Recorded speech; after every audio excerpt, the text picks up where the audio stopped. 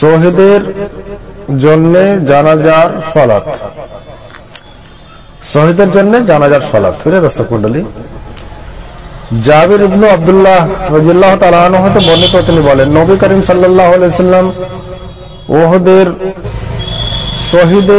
শহীদগণের দু জনকে একই কাপড়ে কবরে একত্রিত করেন।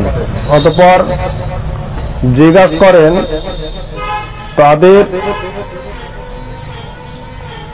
উভয়ের মধ্যে কে কোরআন সম্পর্কে অধিক জানত। দুজনের মধ্যে একজনের দিকে ইঙ্গিত করা হলে তাকে কবরে পূর্বেই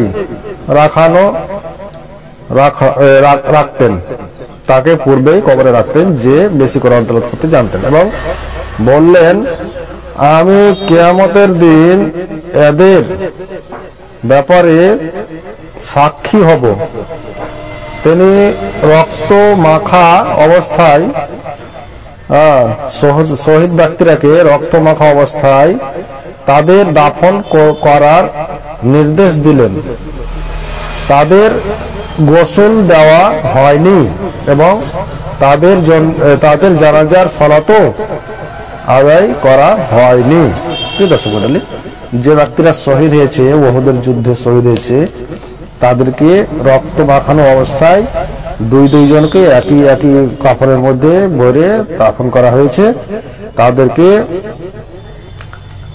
গোসল দেওয়া হয়নি, তাদের জানাজাও আদায় করা হয়নি। তারপর হাদিস কিতাবুল জানাজায় এসেছে,